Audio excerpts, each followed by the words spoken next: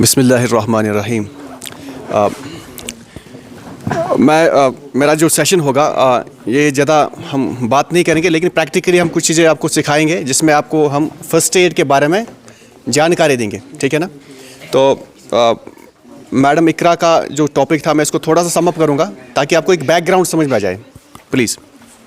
हाँ, और सारे लोग खड़े हो जाएं।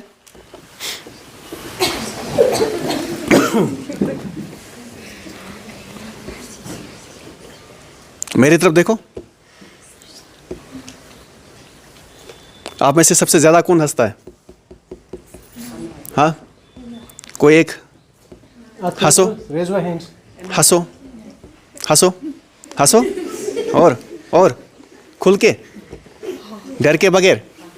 आप सभी बच्चे हंसो, हंसो। मैं बोल रहा ना हंसो, आप क्यों नहीं हंस रहे? अच्छे से हंसो, खुल के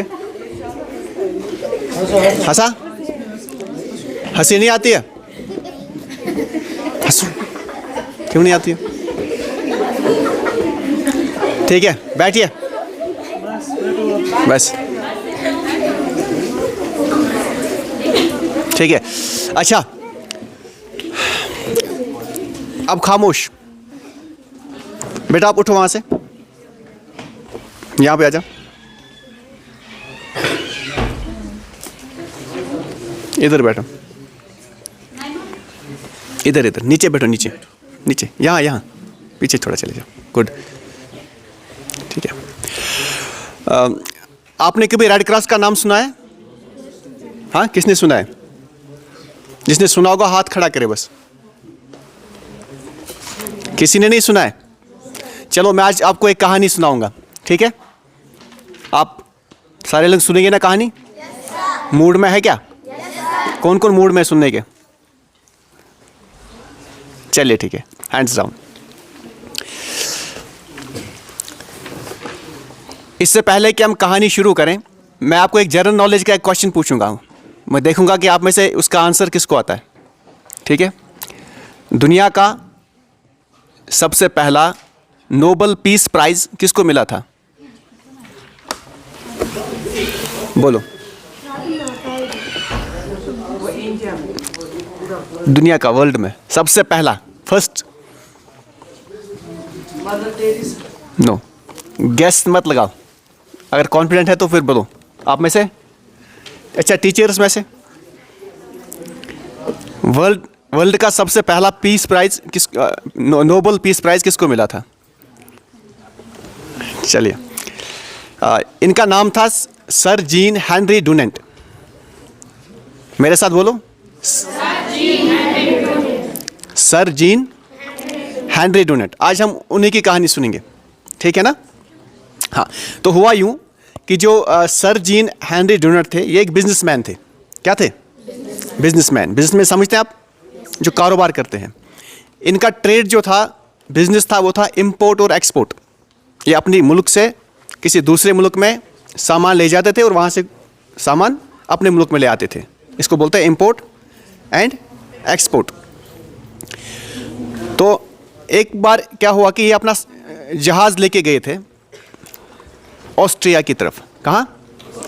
ये खुद रहने वाले थे स्विट्ज़रलैंड के। कहाँ के? कहाँ के? तो कहाँ जा रहे थे? ऑस्ट्रिया, ठीक है। वहाँ पे एक छोटी सी पोर्ट है। पोर्ट समझते हैं आप क्या है? जहाँ पे जहाज़ रुकते हैं समुंदर के किनारे पे, जहाँ पे ये समुद्री जहाज़ जो वो रुकते हैं। जैसे अड्डा होता है ना, बस स्टैंड, जहाँ पे बसें रुकती हैं, एयरपोर्ट जहाँ पे हवाई जहाज़ रुकते हैं, उसी तरह एक पोर्ट होता है, सी पोर्ट, ठीक है। बंदरगाह उसको बोलते हैं उर्दू में। क्या बोलते हैं? बंदरगाह। तो इस बंदरगाह पे ये रुके। यूं ही इस बंदरगाह पे रुके तो इसके पास एक बड़ा सा गांव था। क्या था? उस गांव का नाम था सोल्फेरिनो। क्या था नाम? याद रखो, क्या था नाम? सोल्फेरिनो। सोल्फेरिनो। तो वहाँ पे क्या हुआ था? वहाँ पे एक जंग चल रही थी उस टाइम पे। जब ये वहाँ पहुँचे तो क्या हुआ था? दो मुल्कों के दरमियान जंग चल रही थी और वहाँ पे बहुत सारे जो फौजी थे वो ज़ख्मी हो गए थे, उनकी ब्लीडिंग हो रही थी, ठीक है। और वहाँ पे कई ऐसे लोग थे जो भूखे थे, इनको कई दिन से खाना नहीं मिला था। तो इन्होंने क्या किया, इन्होंने जो भी इसके जहाज़ के अंदर जो भी अमला था, जो भी लोग इसके साथ थे, उन सबको डिप्यूट किया कि जो भी लोग ज़ख्मी हैं इनकी मरहम पट्टी करें। हम मरहम पट्टी समझते हैं, फर्स्ट एड, ठीक है। जिसका खून बह रहा है उसको क्या करें, उसका खून हम रोकें, और जिसका फ्रैक्चर हुआ है, जिसकी हड्डी टूटी है, उसको क्या करें हम, हाँ, उसको हम एक प्रोसेस करके उसका, जैसे आप प्लास्टर करते हैं आज, तो उस ज़माने में जो भी उस टाइम पे फर्स्ट एड देते थे उसका, तो उन्होंने ये किया। देन वहाँ पे उस गांव में एक चर्च था, चर्च समझते हैं आप, हाँ, एक चर्च था, उसको इन्हें एक फर्स्ट एड सेंटर में कन्वर्ट किया। यानी जितने भी लोग ज़ख्मी थे उनको वहाँ पे लाया और वहाँ पे उनको फर्स्ट एड दिया। तो वहाँ के गांव के जो लोग थे, जो लोग ठीक थे, तो वो भी इसमें पार्टिसिपेट करने लगे और इस तरह से ये काम हो गया। इसके बाद जब ये वापस अपने घर गए तो वहाँ पे इनके और 2-4 दोस्त थे, उनके साथ इन्होंने डिस्कस किया कि देखिए सॉल्फेरिनो में क्या हुआ, मैंने ऐसे ऐसे किया तो मुझे बहुत अच्छा लगा लोगों की मदद करके, ठीक है। तो इन्हें कहा क्यों ना ऐसा हो कि हम एक तंजीम बनाएं, एक ऑर्गेनाइजेशन बनाएं, जहाँ दुनिया में जब भी कहीं पे जंग हो, लोग ज़ख्मी हों, तो हम जाके उन ज़ख्मियों की मरहम पट्टी करें, ताकि जो लोग ज़ख्मी हों और जिनके बचने के चांसेस हों वो बच जाएं, वो ब्लड लॉस होने की वजह से वो जो है उनकी मौत वाक़ई ना हो, ठीक है। तो इंसानों की जान बचाने के लिए बेसिक कंसेप्ट था रेड क्रॉस का इस दुनिया में आने का, ठीक है। तो इस तरह से ये काम शुरू हुआ। देन क्या था, ये 5 लोग जो थे ये और लोगों को आपस में जोड़ने लगे, और जब भी कहीं जंग होता था तो ये लोग फ़ौरन उस मदद के लिए जाते थे। तो हुआ क्या कि इसके बाद दुनिया में एक बहुत बड़ी जंग हुई, ठीक है, वर्ल्ड वॉर। ये वर्ल्ड वॉर का कब हुआ था, first world war?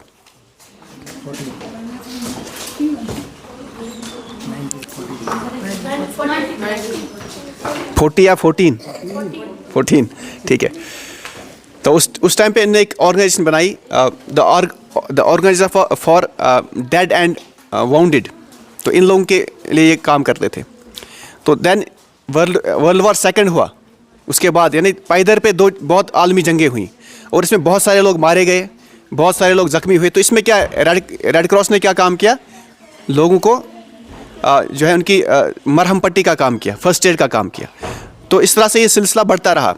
Then United Nations organisation जब वजूद में आ गई तो उन्होंने कहा कि हाँ इस चीज़ को हम अडॉप्ट करेंगे चार्टर में, यानी हम यूएनओ में इसको, इस ऑर्गेनाइजेशन को अडॉप्ट करेंगे, और दुनिया की जितनी भी कंट्रीज़ यूएनओ को तस्लीम करते हैं उसमें रेड क्रॉस होना लाजमी है। तो जितने भी ममालिक यूएनओ के साथ जुड़े हैं, आज की दुनिया में तकरीबन सारे ममालिक यूएनओ के साथ जुड़े हैं, सब कंट्रीज़ हैं।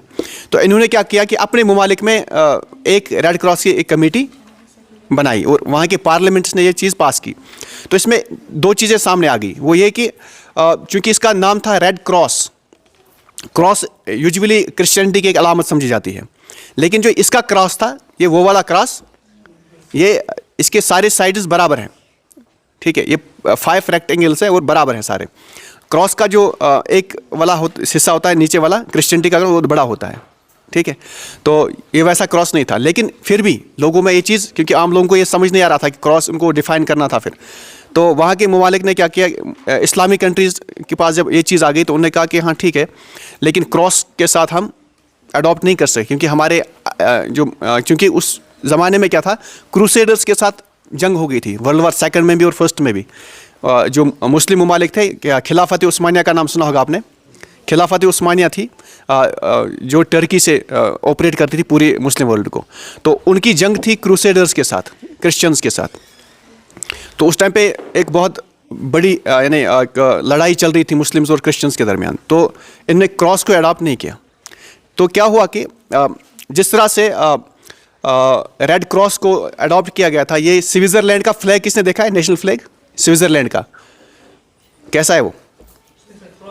हाँ, वो क्रॉस बना है, लेकिन किस कलर का है? रेड है? नहीं है, वो वाइट क्रॉस है। वाइट क्रॉस है, रेड बैकग्राउंड है। आप उसको देखिए, स्विट्ज़रलैंड का जो नेशनल फ्लैग है उसका बैकग्राउंड जो है वो बिल्कुल रेड है और रेड पे वाइट क्रॉस बना हुआ है।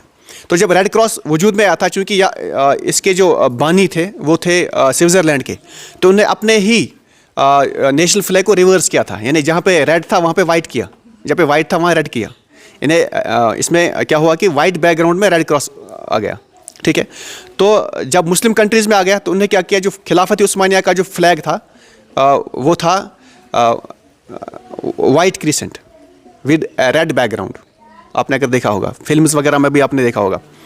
तो उनने उसी को क्या किया, रिवर्स किया, उनने red crescent with white background. और तभी आपने देखा होगा कि पूरे अरब ममालिक में रेड क्रिसेंट के नाम से ये तहरीक जानी जाती है। और इसका वहाँ का जो लोकल कनोटेशन है, उसका जो नाम है वो है हिलाल अहमर। हिलाल समझते ना आप, हिलाल चांद को कहते हैं, अहमर अरबी में किसे कहते हैं, अहमर, रेड, अहमर कलर का नाम है ना, रेड, दैट इज़ हिलाल अहमर। तो हिलाल अहमर जो है पूरे मुस्लिम वर्ल्ड में रेड क्रॉस को इसी के नाम से जाना जाता है, ठीक।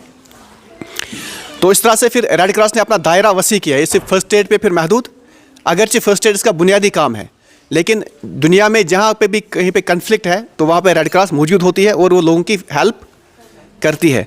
और अभी आपने रिसेंटली देखा होगा गज़ा में जो हो रहा है अभी, फ़लस्तीन का जो इशू है, तो वहाँ पे जो जंग छिड़ चुकी है, वहाँ पे सबसे ज़्यादा रिलीफ डिस्ट्रीब्यूशन, वहाँ पे जो हेल्थ के हवाले से, हेल्थ हाइजीन के हवाले से डिस्ट्रीब्यूशन हो रही है, फर्स्ट एड के हवाले से जो कुछ भी काम हो रहा है वो हिलाल अहमर कर रहा है। यानी वहाँ के जो वॉलंटियर्स हैं रेड क्रॉस के वही कर रहे हैं, रेड क्रिसेंट के वॉलंटियर्स वही कर रहे हैं। और आपको ये बताएं कि इस जंग में रेड क्रॉस के कई वॉलंटियर्स जो शहीद हो चुके हैं, यानी जिनको डायरेक्ट टारगेट किया गया उस जंग में, लेकिन फिर भी वो काम जारी रखे हुए हैं और अभी तक जारी है, क्योंकि इसमें जो जज्बा है वो वॉलंटियर है, यानी मैं खुद अपने दिल से कर रहा हूँ, मुझे इसका कोई, यानी इसकी कोई तनख्वाह नहीं मिल रही है, क्योंकि मुझे हेल्प करने लोगों की, तो इसमें ये सब मेरा जुनून है, ठीक है। तो एक जज्बा है, उस जज्बे के तहत लोग काम करते हैं। और ये दुनिया की सबसे बड़ी ऑर्गेनाइजेशन है जिसमें तकरीबन 30 लाख लोग जुड़े हुए हैं वॉलंटियरली, जो वॉलंटियर्स हैं इसके। तो अब आगे चल के आप भी इसमें पार्टिसिपेट कर सकते हैं, इस तहरीक का हिस्सा बन सकते हैं। जब आपका हाई स्कूल पास होगा, यानी 10th के बाद आपकी हायर सेकेंडरीज़ में कर्नल्स होते हैं, रेड क्रॉस के यूनिट्स होते हैं, जूनियर रेड क्रॉस। तो जूनियर रेड क्रॉस आप ज्वाइन करके आपको एक्टिविटीज़ के बारे में वहाँ पे जानकारी दी जाए। देन कॉलेज लेवल पे आपका यूथ रेड क्रॉस है और वहाँ पे भी आपको मौका मिलेगा ह्यूमैनिटेरियन वर्क करने का, इंसानियत की खिदमत करने का। तो इस तरह से ये एक सिलसिला है। और उसके बाद अगर आप में से कई लोग टैलेंटेड होंगे, उनको फिर पिक करके डिफरेंट सेगमेंट्स में लगाया जाता है, उनको इन्वॉल्व किया जाता है। और ये सिर्फ अपने ही मुल्क में नहीं बल्कि मुल्क से बाहर भी डिप्यूट किया जाता है। तो ये चीज़ें होती रहती हैं। तो उम्मीद करते हैं कि आप इस चीज़ को समझेंगे। और बेसिक ऑब्जेक्टिव सबका ये है कि आपके अंदर एक जज्बा पैदा होना चाहिए इंसानियत की। हो मेरा काम गरीबों की हिमायत करना, दर्दमंदों से, ज़ईफ़ों से मोहब्बत करना, जो आप प्रेयर में आप हर रोज़ बोलते हैं। लेकिन प्रैक्टिकली ये चीज़ ऐसी होती है कि आपका काम वाकई ऐसा होना चाहिए कि जिसमें आप हर यानी जो भी ज़रूरतमंद होंगे उनके काम आ जाएं। तो ये जस्ट मैंने एक ओवरव्यू पेश किया इस तहरीक का। अब मैं अपने टॉपिक पे आता हूँ जो अभी आपको बताया गया, फ़र्स्ट एड के बारे में, ठीक है। फ़र्स्ट एड एक ओरिएंटेशन नहीं है, मैं आपको ऐसे वर्बली कुछ भी नहीं बता सकता हूँ, सारा प्रैक्टिकल होगा।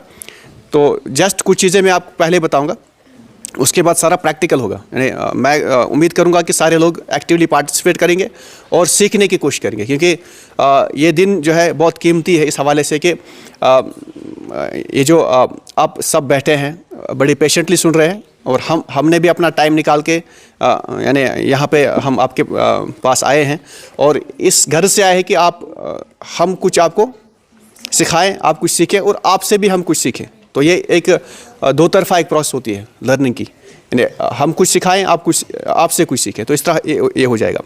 तो यानी पूरा एक वर्कशॉप है। वर्कशॉप समझते हैं आप? वर्कशॉप यानी जिसमें आपको काम करना है, सिंपलाइज करके हम ये बताएंगे आपको। तो इसमें आपको बैठने की ज़रूरत फिर ज़्यादा नहीं, हम आपको फिर डिफरेंट एक्टिविटीज़ में इन्वॉल्व करेंगे। तो सबसे पहले जो फर्स्ट एड का कंसेप्ट है, आप में से किसी ने सुना है फर्स्ट एड? फर्स्ट एड क्या है, क्या होता है फर्स्ट एड? आप बताओ। दवाई प्रोवाइड होती है। आप बताओ बेटा। फर्स्ट एड जो होता है जो इमीडिएटली दिया जाता है किसी पेशेंट को गुड, क्लैप्स करो। ठीक, कंसेप्ट क्लियर है। यानी फर्स्ट एड वो मदद होती है। फर्स्ट मीन्स पहला या पहली, ठीक। एड मतलब मदद, पहली मदद, ठीक है। वो पहली मदद जो आप किसी ऐसे इंसान को देते हैं जिसको इस मदद की ज़रूरत होती है, जो ज़रूरतमंद होता है उस मदद का, इससे पहले कि जो प्रोफेशनल हेल्प है, यानी आपके पास एम्बुलेंस पहुँचे या आप उसे हॉस्टल में एडमिट करें या आपके पास कोई और जो है फैसिलिटी, मेडिकल फैसिलिटी अवेलेबल हो जाए। तो ये वो मदद है जो हम हॉस्टल पहुंचाने से पहले देते हैं, सिंपल। तो इसमें आपने कुछ चीज़ों का ख्याल रखना है। जब आप किसी की, क्या हम हर एक की मदद कर सकते हैं क्या? नहीं कर सकते। हम सिर्फ उसी की मदद कर सकते हैं जिसकी मदद हम कर सकते हैं, सिंपल है। फॉर एग्ज़ाम्पल, अगर आपके सामने कोई डूब रहा है, दरिया में किसी ने छलांग मारी या डूब गया, क्या आप में से कितने लोग उसे बचाने जाएंगे? जाएगा कोई? जितने लोग जाएंगे वो हाथ खड़ा करें, मेरी तरफ देखो। अगर कोई दरिया में डूब गया तो आप में से कितने लोग जाएंगे बचाने के लिए? हाँ, सब जाएंगे। तो कैसे बचाएंगे उसको आप? हाँ, रस्सी से, ठीक। और आप जाएंगे? हाँ, देखिए इसमें क्या होता है कि आपने देखा है कई लोग जो है कोई छलांग मारता है दरिया में या कोई खुद डूब जाता है तो कोई उनको बचाने के लिए जाते हैं, जज्बे से जाते हैं। लेकिन होता क्या है कि जो डूब गया होता है वो बच जाता है, लेकिन जो बचाने जाता है वही मर जाता है। हम तो डूबे थे सनम, आज तुम्हें भी ले डूबे, ऐसा था ना? तो ऐसा होता है, कई बार आपने सुना होगा। इसका ये मतलब है कि जज्बा ही काफ़ी नहीं है मदद करने के लिए। सिर्फ जज्बा काफ़ी, आपके पास ट्रेनिंग होनी चाहिए, आपको नॉलेज होनी चाहिए, आपके पास कॉन्फिडेंस होना चाहिए, तब जाके आप किसी की हेल्प कर सकते हैं और आपका जज्बा जो है वो काम आ सकता है ना? तो जज्बा आप में है, हम सब इंसान हैं और हम सब में एक हमदर्दी का, इसार का जज्बा होता है। लेकिन इस जज्बे को कैसे बरोएकार लाएं और कैसे हम प्रोफेशनली लोगों की हेल्प कर सकें, उस बारे में हम आज बात करेंगे। तो ये पहली बात थी। और ये कि आपने किन बातों का ख्याल रखना है, ये थोड़ा सा मैं आपको बताऊंगा, उसके बाद हम प्रैक्टिकल सेशन शुरू करेंगे। सबसे पहले आपने जिस बात का ख्याल रखना वो है डेंजर। यानी जब भी आप किसी की मदद करने जाते हैं, आपने पहले डेंजर चेक करना है। डेंजर किसे बोलते हैं? खतरा। क्या खतरा हो सकता है? फॉर एग्जाम्पल, आपके सामने आपकी क्लासरूम में कोई बेहोश हो गया, ठीक है, नीचे गिर गया, तो वहाँ पे क्या खतरा है ये देखना है, ठीक है। किसी को करंट लग गया, करंट, बिजली की तार, उससे करंट लग गया, वो बेहोश हो गया, गिर गया, उसको शॉक लग गया, तो वहाँ पे क्या क्या डेंजर है, ठीक है? वहाँ पे वायर है ना? तो अगर हम उसे बचाने जाएंगे तो शायद करंट हमें भी लग सकता है। तो इससे पहले कि हम उसकी हेल्प करें, पहले ये हेल्प करें कि हम उस तार को वहाँ से हटाएं, दैट मीन्स डेंजर, है ना? या किसी ऐसी जगह पे आप हैं, क्योंकि हम सारे एक कॉन्फ्लिक्ट जोन में रह रहे हैं, जहाँ पे दो मुल्क आपस में लड़ रहे हैं और बीच में कौन लोग मारे जा रहे हैं? यहाँ के रहने वाले, ठीक है। तो इस कॉन्फ्लिक्ट में क्या होता है कि कभी कभार किसी जगह पे बम ब्लास्ट हो गया, तो आपने सुना कि बम ब्लास्ट हो गया, आप बचाने के लिए जाएंगे कि नहीं जाएंगे? क्योंकि आपको पता है वहाँ पे लोग जख्मी हुए होंगे, आप जाएंगे बचाने के लिए? जाएंगे? क्यों? डेंजर है, क्योंकि अभी पता नहीं, वहाँ पे फायरिंग भी हो सकती है, वहाँ पे और एक धमाका भी हो सकता है, हमें नहीं मालूम है। इसमें बचा, क्योंकि सबसे पहले क्या है, आप डेंजर चेक करेंगे। और यही डेंजर सबसे पहले आपका अपना डेंजर है। वो ये है कि अगर आप अपनी जान को खतरे में डाल रहे हैं तो आप किसी की हेल्प, आप तब किसी की हेल्प कर सकते हैं जब आप जिंदा हैं, आप सलामत हैं। तो सबसे पहले अपनी सलामती है। जब आप सही हैं, सलामत हैं, तब जाके आप किसी की हेल्प, अगर आपने किसी खुद को ही डेंजर में डाल दिया तो फिर उसके बाद आप किसी की हेल्प नहीं कर पाएंगे, वो लास्ट हेल्प होगी, ठीक है। तो उसके बाद जो है रेस्पॉन्स, ठीक है। आपने वो हम आपको प्रैक्टिकली सिखाएंगे रेस्पॉन्स कैसे चेक करना है एक पेशेंट का या ऐसे विक्टिम का। तो ये चीज़ें आपने ध्यान में रखनी है, ठीक है। तो मैं आपसे रिक्वेस्ट करूँगा, आप एक सर्कल बनाएंगे पूरा। हम जो डेमोन्स्ट्रेशन करेंगे वो बीच में करेंगे, सेंटर में। ये कैमरा आप प्लीज़ वो हटा दीजिएगा, उससे हिसाब से सेट कीजिएगा ताकि सब लोग देख पाएँ, ठीक है। उसके बाद आपने तो थैंक